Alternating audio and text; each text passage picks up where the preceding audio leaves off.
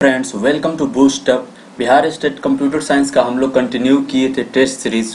Part 1 हम लोग देख चुके हैं और भी हम लोग डीबीएमएस का, कंप्यूटर नेटवर्क का, बेसिक कंप्यूटर, एमएस ऑफिस सबसे क्वेश्चन देख रहे हैं और सारा का वीडियो बनाया जा चुका है। तो आप लोग डिस्क्रिप्शन बॉक्स के लिंक से भी देख सकते हैं जो दिया हुआ है। ठीक है, तो शुरू करते हैं ये लेक्चर। टेस्ट सीरीज 2 शुरू करते हैं। उम्मीद करते हैं जो लोग नए हैं वो चैनल को सब्सक्राइब कर देंगे और वीडियो को स्टार्ट करने से पहले प्लीज़ वीडियो को लाइक कर दें। चलते हैं, देखते हैं आज के टोटल एमसीक्यूज। आज का जो हमारा पहला क्वेश्चन है वो है transistor was firstly used in. Transistor किस जनरेशन कंप्यूटर में यूज किया गया था? Second generation, fifth generation, first generation या थर्ड जनरेशन? जिसको आंसर पता होगा वो फटाफट आंसर करेंगे। देखिए, फर्स्ट जनरेशन में वैक्यूम ट्यूब का यूज किया गया, सेकेंड जनरेशन में ट्रांजिस्टर का यूज किया गया, थर्ड जनरेशन में आईसी का, इंटीग्रेटेड सर्किट वगैरह का यूज किया गया। तो इसका जो करेक्ट आंसर हो जाएगा ऑप्शन नंबर ए हो जाएगा। नेक्स्ट क्वेश्चन है, in the first generation computer dash were used. First generation computer में क्या यूज हुआ था? वैक्यूम ट्यूब, आईसी, सीपीयू या ट्रांजिस्टर? तो देखिए इसका जो करेक्ट आंसर हो जाएगा, जैसे कि मैंने बताया, वैक्यूम ट्यूब। नेक्स्ट क्वेश्चन है, which of the following is the first counting and computing device. इसमें से कौन सा पहला जो है काउंटिंग और कंप्यूटिंग डिवाइस है? मार्क 1, अबाकस, क्रेवन या एप्पल? तो देखिए ये जो है अबाकस जो था ये फर्स्ट काउंटिंग या कंप्यूटिंग डिवाइस पहला बना हुआ था और ये बनाया गया था जॉन नेपियर के द्वारा, जो कि थे एक चाइनीज। पिछले सेशन में हम लोग ये क्वेश्चन देख चुके हैं। What is the full form of RICS? RICS का फुल फॉर्म क्या होता है? reduced information set cycle, reduced instruction set computer, reduced instruction set cycle या none? क्या होगा इसका आंसर करना है फटाफट कमेंट बॉक्स में। इसका जो करेक्ट आंसर हो जाएगा वो हो जाएगा reduced instruction set computer। ठीक है, आगे बढ़ते हैं क्वेश्चन में। Dot matrix is which type of printer? किस तरह का ये प्रिंटर है? इम्पैक्ट प्रिंटर है, परफेक्ट प्रिंटर है, ठीक है, या नॉन इम्पैक्ट है या इम्पैक्ट प्रिंटर है? तो देखिए जो डॉट मैट्रिक्स जो प्रिंटर होते हैं इम्पैक्ट होते हैं, एक इम्पैक्ट होता है, एक नॉन इम्पैक्ट होता है। ठीक है, अब देखिए इम्पैक्ट प्रिंटर में क्या होता है कि जो प्रिंटर हेड और पिन के बीच में जो होता है, जो प्रिंटर हेड जो पिन होता है वो फिजिकल स्ट्राइक करता है पेपर पे। ठीक है, और यहाँ पे जो नॉन इम्पैक्ट होता है उसमें कोई फिजिकल स्ट्राइक नहीं होता है, तो कोई भी नॉइज उत्पन्न नहीं होता है। ठीक है, फिजिकल या मैकेनिकल कांटेक्ट नहीं होता है पिन और पेपर के बीच में। तो ये जो होता है डॉट मैट्रिक्स होता है, ये तो मैट्रिक्स बनाया करेगा, तो ये डेफिनेटली ये जो ये होगा वो इम्पैक्ट प्रिंटर होगा। अब देखिए इम्पैक्ट में कौन कौन सा होता है? डॉट मैट्रिक्स हो जाएगा, डेजी व्हील हो जाता है, ड्रम प्रिंटर हो जाता है। नॉन इम्पैक्ट की अगर हम लोग बात करें तो लेजर प्रिंटर हो जाएगा। ठीक है, इंकजेट प्रिंटर हो जाता है, इसमें कोई भी नॉइज नहीं होता है, कोई भी मैकेनिकल कंटेक्ट नहीं होता है प्रिंटर पेज और प्रिंटर ये पिन के बीच में। तो देखते हैं आगे, the full form of MBR, memory bit register, memory buffer register, monitor buffer register या मैपिंग बफर रजिस्टर? इसका क्या होगा? तो इसका जो करेक्ट आंसर हो जाएगा बी, मेमोरी बफर रजिस्टर इसका होता है। ठीक है, एमबीआर का full form. Next question, the process of removing unwanted part of an image is called. एक इमेज है हमारे पास, उसका जो अनवांटेड पार्ट रहता है हम लोग क्या करते हैं, चारों तरफ से इस तरह का आता है और हम लोग क्या कर देते हैं, क्रॉप करते हैं। सबको पता होगा, हाइडिंग होगा नहीं, बॉर्डरिंग होगा नहीं, क्रॉपिंग होता है, वो कटिंग नहीं होता है, क्रॉप हम लोग करते हैं। क्रॉप मतलब अनवांटेड जो भी जरूरतमंद पार्ट नहीं होता है उसको हम लोग रिमूव कर देते हैं अपने से इमेज से। ठीक है, तो इसका जो करेक्ट आंसर हो जाएगा ऑप्शन नंबर सी हो जाएगा। बहुत ही इंपॉर्टेंट क्वेश्चन है ये सब। टू अप्लाई, यहाँ से देखिए आप लोग जो भी देखेंगे ज्यादातर वर्ड या एक्सेल का क्वेश्चन देखेंगे, तो इसलिए ध्यान देना है, एग्जाम में बहुत बार पूछ सकता है ये question. To apply center alignment, a paragraph we can use या we can press, कौन सा की से सेंटर अलाइनमेंट होता है? अलाइनमेंट कौन कौन सा होता है? Left alignment, right alignment, centre, justified. ठीक है, तो ये कौन सा होगा? कंट्रोल एस से तो सेव हो जाता है, कंट्रोल सी से कॉपी होता है, कंट्रोल सी प्लस ए से तो होगा नहीं कुछ। ठीक है, कंट्रोल ई से जो होता है वो होता है अलाइनमेंट हो जाता है सेंटर्ड में। ठीक है, तो इसका ऑप्शन डी करेक्ट आंसर हो जाएगा। चलते हैं नेक्स्ट क्वेश्चन की ओर। नेक्स्ट क्वेश्चन है, the space left between the margin, जो मार्जिन रहता है उसके बगल में जो स्पेस जो बचा हुआ रहता है, and the start of a paragraph is called. ठीक है, उसको हम लोग क्या कहते हैं? मतलब यहाँ से पैराग्राफ स्टार्ट कर रहे हैं और यहाँ पे जो स्पेस बचा हुआ रहता है इसको क्या कहा जाता है? स्पेसिंग, गटर, ठीक है, आइडेंटेशन या अलाइनमेंट, क्या कहते हैं उसको, तो उसको देखिए आइडेंटेशन कहा जाता है, ठीक है। नेक्स्ट क्वेश्चन है text styling. Text styling feature of MS word is word colour, word font, word art या वर्ड फील होता है। तो टेक्स्ट में स्टाइल जो हम लोग चेंज करते हैं वो वर्ड आर्ट के अंदर टेक्स्ट का स्टाइल चेंज होता है, ठीक है, याद रखना इस क्वेश्चन को। ऑप्शन सी इसका करेक्ट आंसर हो जाएगा। नेक्स्ट क्वेश्चन है which items are placed at the end of the document. अब यहाँ पे ध्यान रखना है क्या क्या हो सकता है। हमारे पास डॉक्यूमेंट है जिसमें बहुत सारा पेज हुआ है, ठीक है। देखिए फुटर का काम क्या होता है, फुटर क्या होता है, हेडर फुटर, हर एक पेज के ऊपर जो टॉप ऑफ द पेज होता है उसको हम लोग हेडर कहेंगे, और नीचे में सबसे रहेगा हर एक पेज पे, ठीक है, तो उसको हम लोग फुटर कहते हैं। अब फुट नोट क्या होता है, जैसे मान लीजिए इस पेज में हम लोग कोई चीज लिख दिए, अब इस पेज के बारे में कुछ पर्टिकुलर इन्फॉर्मेशन देना है तो सबसे नीचे क्या रहेगा, ये फुट नोट उसका लिखा जाता है। इंड नोट जो होता है, पूरा पेज जब जैसे खत्म हो जाता है, देखते होंगे आप लोग किताबों में, ये अगर पूरा पेज खत्म हो जाए तो लास्ट में कुछ दिया रहता है, इंड नोट लिखा रहता है, ठीक है, तो वो होता है इंड नोट। तो इस क्वेश्चन का आंसर जो हो जाएगा ये हो जाएगा, हेडर तो टॉप ऑफ द पेज होता है, तो which items are placed at the end of a document. अगर एंड ऑफ डॉक्यूमेंट का बात करें, मतलब सबसे डॉक्यूमेंट का सबसे आखिरी पेज में सबसे लास्ट में जो रहता है वो इंड नोट होगा। लेकिन अगर यही कहता है कि पेज के सबसे लास्ट में जो रहता है वो क्या होता है, तो उसको हम लोग कह सकते हैं कि वो फुट नोट हो सकता है पेज के, या हेडर भी हो सकता है, ठीक है, फुटर हो सकता है। नेक्स्ट क्वेश्चन है a number of letter that appears little above the normal text is called. जैसे एक नंबर ऑफ टेक्स्ट, जैसे हम लोग लिख रहे हैं यहाँ पे, देखिए एक्स स्क्वायर लिख दिए, तो देखिए ये क्या रहता है, नंबर ऑफ लेटर रहता है, ये लेटर है जो कि अपीयर होता है थोड़ा सा ऊपर होता है नॉर्मल टेक्स्ट से, यानी बेस लाइन से थोड़ा सा ऊपर हो जाएगा, तो इसको हम लोग क्या कहते हैं, सुपर स्क्रिप्ट कहा जाता है। और जैसे एक्स स्क्वायर लिख दिए, तो ये जो स्क्वायर बन गया ये सुपर स्क्रिप्ट, लेकिन अगर H2O हम लिख रहे हैं तो H2 थोड़ा सा बेस लाइन से नीचे हो जाएगा, तो इसको सब स्क्रिप्ट कहा जाता है, ठीक है। तो देखिए ये हो जाएगा इसका आंसर ए। अब देखिए कैसे होता है, जैसे ये देखिए एक्स का स्क्वायर बना हुआ है तो ये सुपर स्क्रिप्ट है। नेक्स्ट क्वेश्चन चाहते हैं a number of letter that appears little below the normal text, यानी अगर x2 लिखा हुआ है या H2O लिखा हुआ है तो H2O2 कहाँ लिखेंगे हम लोग, बेस लाइन से थोड़ा सा नीचे लिखेंगे, ठीक है, तो ये हो जाता है सब स्क्रिप्ट उसको कहेंगे। तो ऑप्शन बी इसका करेक्ट आंसर हो जाएगा। याद रखना इस चीज को, एग्जाम में पूछ सकता है। देखिए ये जैसे ये क्या है, ये सब स्क्रिप्ट का एग्जाम्पल दिया हुआ है यहाँ पे। नेक्स्ट क्वेश्चन है we can insert a page number at. हम लोग पेज नंबर को इंसर्ट करते हैं, कहाँ पे कर सकते हैं, हेडर में कर सकते हैं, फुटर में कर सकते हैं, कि बोथ ए एंड बी। तो डेफिनेटली हम लोग क्या होता है, पेज के ऊपर भी कर लेते हैं हेडर एंड फुटर, यहाँ पे भी, सेंटर में भी या राइट में भी, फुटर पे भी कर देते हैं, लेफ्ट राइट या सेंटर कहीं पे भी हम लोग इंसर्ट कर सकते हैं, ठीक है। तो इसका करेक्ट आंसर ये हो जाएगा C, both A and B.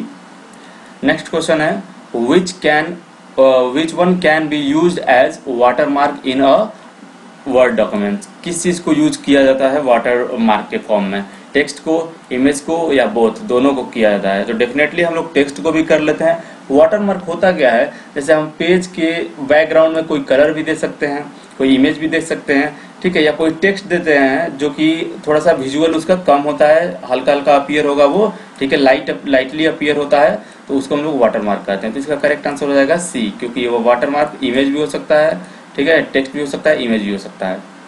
Which item appears, देखिए डिमली बिहाइंड, डिमली मतलब बहुत ही धुंधला, behind the main body text. Main body जो टेक्स्ट है इसके जस्ट पीछे जो रहता है बना हुआ, उसको हम लोग क्या कहते हैं, water colour, background water mark या बैक कलर। तो उसको वाटर मार्क, जैसे कि अभी मैंने बताया, वाटर मार्क वो बना हुआ होता है जो कि बहुत ही धुंधला वो मेन बॉडी टेक्स्ट के पीछे में रहता है, वो अपीयर होता है। सी इसका करेक्ट आंसर हो जाएगा। Which features start a new line, ठीक है, whenever a word or sentence reached a border, ठीक है, ये हमारा पेज हो गया। अगर यहाँ से हमारा यहाँ तक सेट है पहले से कि यहाँ से यहाँ तक लिखना है, तो जैसे ही हम लोग यहाँ तक लिख के आते हैं ये ऑटोमेटिकली यहाँ पे आ जाता है कर्सर। ये कौन सा फीचर होता है जो ये क्या करता है, न्यू लाइन में भेज देता है। टेक्स्ट लाइन होता है, न्यू लाइन होता है, टेक्स्ट रैपिंग होता है, नेक्स्ट टेक्स्ट अलाइन होता है। तो ये होता है वर्ड रैपिंग, ठीक है। इसमें क्या होता है कि जैसे ही यहाँ से हम लोग कुछ लिख के आएंगे और पेज का ये पैराग्राफ खत्म हो जाएगा, ये लाइन खत्म हो जाएगा, तो नेक्स्ट लाइन में ऑटोमेटिक वो अपीयर हो जाता है, ठीक है। तो ऑप्शन सी इसका करेक्ट आंसर हो जाएगा। नेक्स्ट क्वेश्चन है the direction of a rectangular page of viewing, ठीक है, एंड प्रिंटिंग इज कॉल्ड। जो भी रेक्टेंगुलर व्यू होता है, ठीक है, ये पेज का रेक्टेंगुलर व्यू होता है, उसको हम लोग क्या कहते हैं? ओरिएंटेशन कहते हैं, डायरेक्शन कहते हैं, पेज लेआउट कहते हैं या प्रीव्यू कहते हैं। तो वो होता है ओरिएंटेशन कहते हैं, ठीक है उसको। अब ओरिएंटेशन में हो जाता है कौन कौन सा? एक होता है लैंडस्केप हो जाता है, ठीक है, और एक हो जाता है पोर्ट्रेट मोड, ठीक है। दो मोड होता है, लैंडस्केप और पोर्ट्रेट मोड। आगे बढ़ते हैं। We can remove hide border of a shape by selecting. जैसे ये शेप बन गया, कोई भी अगर रेक्टेंगल बन गया या सर्कल ही बन गया, तो इस सर्कल बनता है तो एक लाइन ये बन जाता है बॉर्डर जैसे। तो इसको अगर रिमूव करना हो तो कौन सा ऑप्शन सेलेक्ट करेंगे? No line, no outline, white line या नो बॉर्डर। तो देखिए इसके लिए हम लोग नो आउटलाइन करते हैं, ठीक है। ऑप्शन बी इसका करेक्ट आंसर हो जाएगा। आउटलाइन मतलब बाहर वाला जो लाइन है इसको रिमूव कर देना है। नेक्स्ट क्वेश्चन है what item contains detail information about something in the text, ठीक है। कौन सा वो चीज है जो कि कंटेन करता है detail information about something the text, ठीक है। फुटर कहेगा, फुटनोट कहेगा, ठीक है, हेडर होगा या हेड नोट हो जाएगा। क्या हो जाएगा इसका करेक्ट? तो इसका जो करेक्ट आंसर हो जाएगा ऑप्शन नंबर बी हो जाएगा, क्योंकि टेक्स्ट का जो अगर ये पेज है, इस पेज में कुछ टेक्स्ट लिखा गया है, इस टेक्स्ट से रिलेटेड कुछ इन्फॉर्मेशन लिखा जाता है, तो हम लोग फुट नोट में वो चीज लिख देते हैं, ठीक है। और इंड नोट में पूरे डॉक्यूमेंट्स के लास्ट में जो इन्फॉर्मेशन दिया जाता है उसको कहते हैं, ठीक है। Colour and pattern use to fill a close shape is called. जब क्लोज शेप होता है, कोई भी हो गया, हमारे पास एक सर्कल हो गया या इलिप्स हो गया, ठीक है, अगर इसको फिल हम लोग करते हैं किसी भी पैटर्न से या किसी भी कलर से, उसको क्या कहते हैं? शेप कहते हैं, वर्ड आर्ट कहते हैं, फिल स्टाइल कहते हैं या फिल बैक कहते हैं। तो ये जो होता है वो फिल स्टाइल होता है, ठीक है। नेक्स्ट क्वेश्चन है where footnote appears in a document. बात आ गया फुटनोट कहाँ पे होता है? फुटनोट होता है बॉटम ऑफ द पेज में होता है फुटनोट, ठीक है। तो ऑप्शन बी इसका करेक्ट आंसर हो जाएगा। इंड ऑफ द डॉक्यूमेंट जो होता है उसको क्या कहते हैं हम लोग? इंड नोट कहते हैं। End of heading, end of heading ये तो होगा नहीं, ठीक है, और नन। नेक्स्ट क्वेश्चन है what is the intersection of column and row on a spreadsheet. ये स्प्रेडशीट है, ये हमने बना दिया कॉलम, ये हमने बना दिया रो। इन दोनों के इंटरसेक्शन से ये जो चीज बन रहा है इसको हम लोग क्या कहते हैं? एमएस एक्सेल में सेल कहते हैं, यानी वर्कशीट में सेल कहा जाता है इसको। कॉलम तो ये हो गया हमारा, ठीक है। वैल्यू जो इसके अंदर इंसर्ट करेंगे वो हो जाएगा। एड्रेस जिस सेल में करेंगे उस सेल का पर्टिकुलर एड्रेस होता है। एक चीज ध्यान रखना, जैसे यहाँ पे ए है, बी है, यहाँ पे 1 है, यहाँ पे 2 है। अगर इस सेल का बात किया जाए तो देखिए इधर से बी और इधर से 1। कभी भी सेल का एड्रेस लिखना है तो पहले कॉलम का एड्रेस लिखा जाता है, ठीक है, उसके बाद सेल का एड्रेस लिखा जाता है। ये चीज को ध्यान में रखना है, ठीक है। अगर मान लीजिए फिगर बना के दे देगा कि इस सेल को आइडेंटिफाई करे, तो ऐसा नहीं कर सकते कि ये 2B है, ये B2 सेल है, ठीक है। तो इसका जो करेक्ट आंसर हो जाएगा डी हो जाएगा सेल। नेक्स्ट क्वेश्चन है what type of chart is useful for comparing values over category. अलग अलग कैटेगरी का अगर ठीक है, अगर चार्ट को हम लोग क्या करते हैं कि ये करना, जैसे एक चार्ट बन गया और कंपेयर करना है अलग अलग कैटेगरी का। ये कैटेगरी अलग हो गया, ये कैटेगरी अलग हो गया, ठीक है, ये कैटेगरी अलग हो गया। तो इसके लिए हम लोग कौन सा चार्ट बनाते हैं? Pie chart, column chart, line chart या ग्राफ चार्ट। तो डेफिनेटली इसके लिए हम लोग कॉलम चार्ट बनाएंगे, यही वाला चार्ट होता है, ठीक है। अलग अलग हम लोग कर लेते हैं इसका, जैसे 3 कैटेगरी दिखाना है तो 3 कैटेगरी का अलग अलग चार्ट ये बन गया, ठीक है। तो इसका करेक्ट आंसर हो जाएगा कॉलम चार्ट। नेक्स्ट क्वेश्चन है which function in Excel tells how many numeric entries are there, ठीक है। कितना एंट्रीज हो चुका है एक्सेल के अंदर, वो कौन सा फंक्शन जो है वो स्पेसिफाई करेगा? नम करेगा, काउंट करेगा, सम करेगा या चेक नम करेगा। तो ये जो करेक्ट आंसर हो जाएगा ऑप्शन नंबर बी हो जाएगा काउंट। काउंट जो करता है टोटल नंबर ऑफ वैल्यूज को काउंट कर लेता है। A feature that display only data in column according to specified criteria, उसको क्या कहते हैं? जैसे एक हम लोग क्या किए, ये फीचर जैसे ये सेल हो गया, इस सेल में हम लोग स्पेसिफाई किए कि सिर्फ नंबर ही डालना है, सिर्फ टेक्स्ट ही डालना है, सिर्फ ईमेल आईडी जैसा ही कुछ फॉर्मेट करके डालना है। तो ये स्पेसिफाई हम लोग करते हैं क्राइटेरिया कि इसी टाइप का टेक्स्ट डालना है, तो उसको क्या कहते हैं? फॉर्मूला कहते हैं, सॉर्टिंग कहते हैं, फिल्टरिंग कहते हैं, पिवोट कहते हैं। तो डेफिनेटली उसको हम लोग फिल्टरिंग कहते हैं। डेटा को फिल्टर कर देते हैं कि इसमें इसी टाइप का डेटा होना चाहिए। जैसे कॉन्टेक्ट नंबर में कोई भी अल्फाबेट नहीं होना चाहिए, ठीक है। नेम जो किसी आदमी का नेम लिख रहे हैं तो उसमें कभी भी नंबर नहीं होना चाहिए। ईमेल एड्रेस का जो फॉर्मेट है उसी तरह का फॉर्मेट होना चाहिए। तो ये सब चीज हम लोग डेटा फिल्टरिंग के अंदर काम कर लेते हैं, ठीक है। आगे बढ़ते हैं। Statistical calculation and preparation of table and graph can be done using. Statistical calculation या ग्राफ, ये इसमें से कौन सा चीज यूज करके हम लोग कर सकते हैं? Adobe Photoshop, Excel, Notepad, PowerPoint. तो ये एक्सेल में पूरा ही काम हो सकता है। स्टैटिकल कैलकुलेशन भी करते हैं हम लोग, या मैथमेटिकल कैलकुलेशन करते हैं, टेबल बना लेते हैं, ग्राफ वगैरह बन जाता है। ठीक है, बहुत ही बढ़िया ये सॉफ्टवेयर है ऑफिशियल यूज के लिए। नेक्स्ट क्वेश्चन है, which one is not a function in MS Excel. इसमें से कौन सा एक फंक्शन है जो एमएस एक्सेल का फंक्शन नहीं है? सम, डेफिनेटली सम होता है। और कोई भी फंक्शन स्टार्ट करेंगे, जैसे सम कर दिए यहाँ पे, तो हम लोग इक्वल टू से स्टार्ट करते हैं। सम किए, ब्रैकेट में फर्स्ट एड्रेस, कॉलम देते हैं, लास्ट एड्रेस देते हैं। ठीक है, इस तरह से करके हम लोग सम निकाल देते हैं। Average, max, mean. देखिए मैक्स होता है, मीन होता है, एवरेज के लिए एवीजी नहीं होता है, AVERAGE पूरा एवरेज लिखा हुआ होता है फंक्शन में। करेक्ट है? ठीक है, तो इसका आंसर हो जाएगा वी। ये जो है ये फंक्शन नहीं है कोई। नेक्स्ट क्वेश्चन है, function in MS Excel must begin with. जैसे कि मैंने अभी बताया, इस साइन से तो होगा नहीं, पैरेंथेसिस से, and equal sign, and plus sign, and greater than sign, इससे नहीं होता है, क्योंकि वो इक्वल टू से हमेशा स्टार्ट होगा। कभी भी आप लोग मैथ बनाते हैं तो देखते हैं कि सॉल्व करते समय इक्वल टू से हम लोग स्टार्ट करते हैं। तो उसी तरह से समझिए कि कोई भी फॉर्मूला अगर लगाना है, फंक्शन का यूज करना है, तो वो इक्वल से ही स्टार्ट होगा हर हाल में। इसका करेक्ट आंसर हो जाएगा ऑप्शन नंबर बी। याद रखना एग्जाम में। लास्ट क्वेश्चन है आज का हमारा ये 30 नंबर।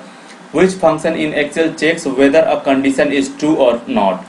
कौन सा इसमें से फंक्शन है जो चेक करता है कि जो गिवन कंडीशन है वो ट्रू है या फॉल्स है? सम से तो सम हो जाएगा, काउंट से नंबर ऑफ वैल्यूज काउंट कर लेगा किसी भी पार्टिकुलर सेल में, रेंज ऑफ सेल में, उसमें कितना वैल्यू इंसर्ट किया गया है, कितना नंबर इंसर्ट किया गया है, उस चीज को वो काउंट कर लेगा। एवरेज से पूरा एवरेज निकाल देगा सबका, टोटल को जोड़ के, और टोटल नंबर ऑफ सेल से डिवाइड कर लेगा। लेकिन इफ का मतलब ही होता है कि ये क्या करेगा, डिसाइड करेगा इफ ये करेक्ट है या रॉन्ग है। ठीक है, ट्रू है या फॉल्स है। तो इफ फंक्शन इसका करेक्ट आंसर हो जाएगा। ठीक है, तो ऑप्शन सी इसका करेक्ट आंसर होगा। उम्मीद करते हैं आप लोग को समझ में आया होगा अच्छे से। तो अगर वीडियो अच्छा लगा तो प्लीज लाइक करें, वीडियो को शेयर करें दोस्तों के बीच में, और चैनल को सब्सक्राइब करें ज़्यादा से ज़्यादा, और बेल का आइकन दबाएं। और एक और चीज़, डिस्क्रिप्शन बॉक्स में जितना भी लिंक दिया गया है उसके थ्रू आप लोग और सारे वीडियोस भी देख सकते हैं। और कृपया रिवीजन अच्छे से किया करें। मिलते हैं इसके नेक्स्ट सीरीज में, यानी सीरीज 3 में। तब तक के लिए थैंक यू फॉर वॉचिंग।